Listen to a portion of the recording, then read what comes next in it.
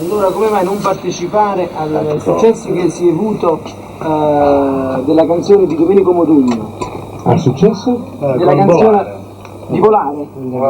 Quindi come mai un napoletano non partecipa a questa edizione internazionale?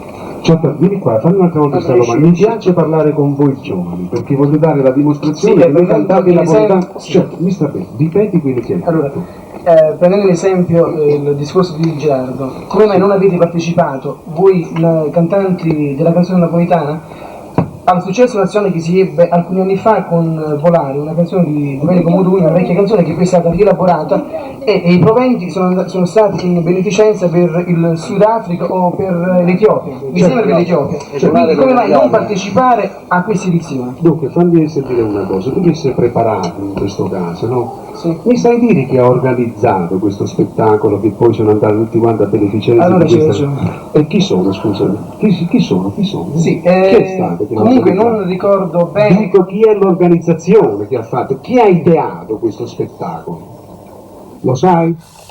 Non ricordo bene, comunque. Ci sono state delle persone della RAI, sì, della Mamma RAI, ci sono stati dei giornalisti, ci sono stati dei governanti, ci sono stati gli onorevoli che hanno organizzato questo. E allora come mai? Scusate un attimo. No, questo glielo devi domandare a sta gente che ci scude sempre, ci evita sempre, ci mette sempre nel dimenticatore. A combattere per questo motivo. Combattere, vieni con noi a prendere le sciappole e infilarle nel cuore di questi signori governanti.